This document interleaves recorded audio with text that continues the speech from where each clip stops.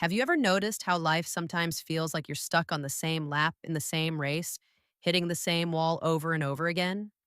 And no matter how hard you try to fix things or stay positive or not mess it up this time, it somehow still loops back to square one? Here's a wild idea. What if the problem isn't the wall, but that you keep staring at it? This isn't just metaphorical fluff, it's real. Formula One drivers are taught this from day one. Don't look at the wall, because whatever you focus on while driving at 200 miles per hour, that's exactly where you're going to go. Now imagine using that same principle not for racing, but for life. Not to escape problems, but to shift your focus toward possibility. Today we're talking about how to stop living from a place of defeat and start living from a place of direction. Before we dive into this, quick thing. If you're into content that actually helps you think differently about your life without the fluff or toxic positivity, go ahead and subscribe. No pressure. But this might be exactly what your algorithm's been missing. All right, back to that curveball. Let's be honest, life isn't always smooth pavement. There are potholes, blind corners, random debris in the road.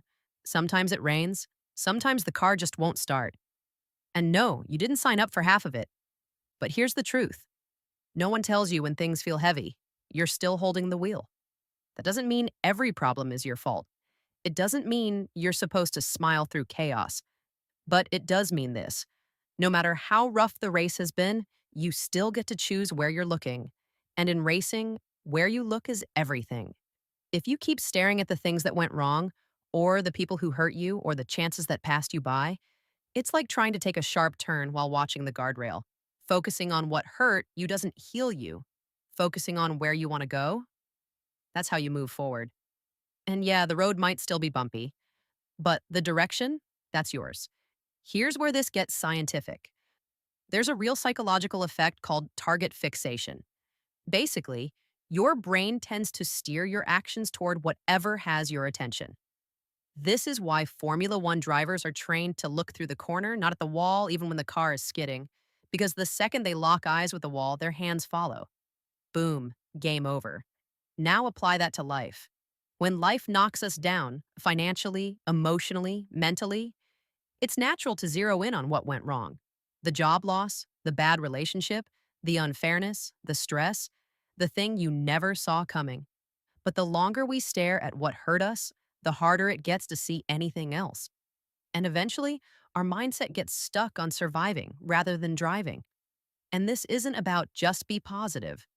No one's saying slap a smile on trauma. It's about something deeper direction. You don't build a new future by obsessing over the old one.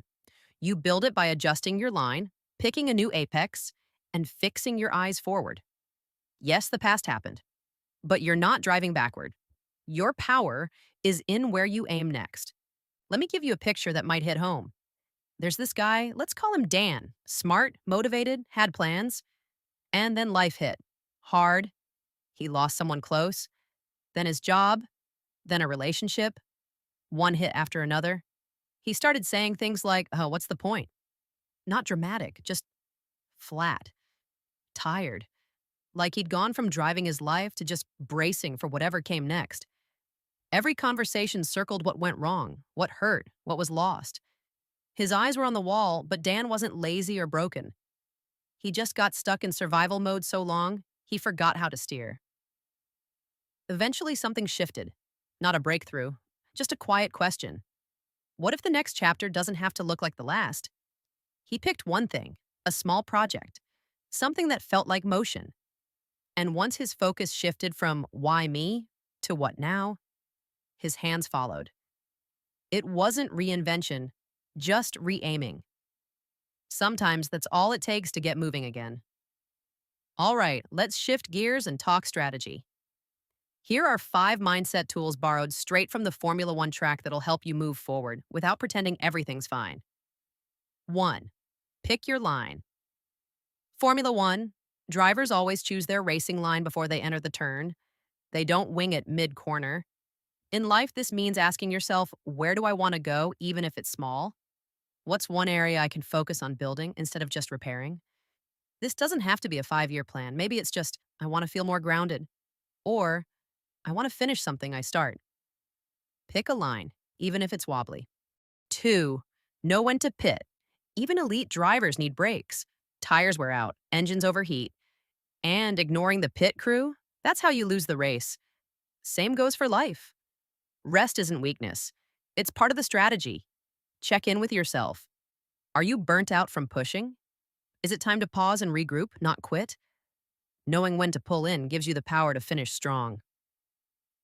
3. Watch the replays, don't live in them.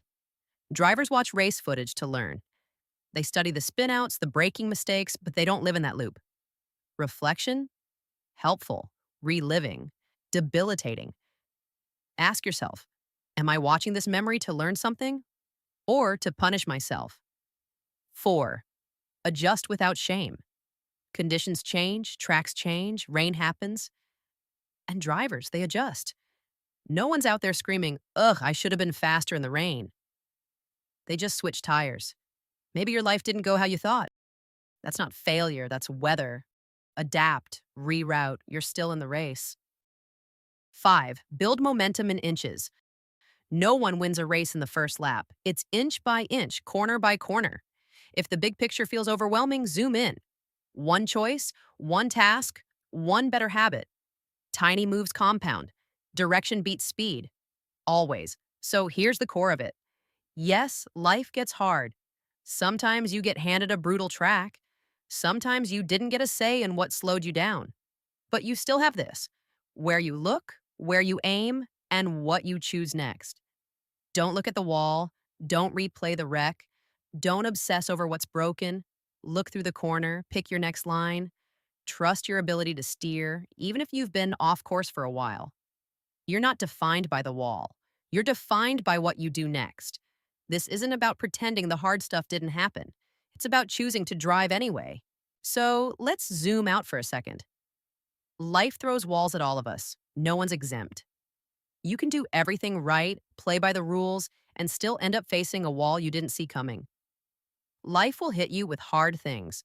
You don't get a choice in that, but you do get to choose how you respond, where you focus your attention, what you do next. You can stare at the crash, at the person who hurt you, at the version of life that didn't work out. And yeah, it's tempting, familiar, even comforting in a weird way. But you already know what's back there, what's ahead.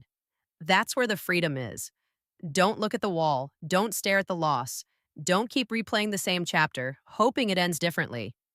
Look toward the turn, the road, the next thing, even if you don't fully know what it looks like yet. So here's something to sit with. What's the wall you've been staring at lately? What's the thing that feels like it keeps showing up in your rearview mirror? And what would it look like to shift your focus? Not to forget the past, but to move through the turn. Drop your thoughts in the comments. Seriously. Don't leave this in your head. Type it out. You never know who needs to see your words to start steering their own life again. And hey, if this gave you a nudge today, hit that like button and pass it on. We're all on the track together. Just don't forget, you're still holding the wheel.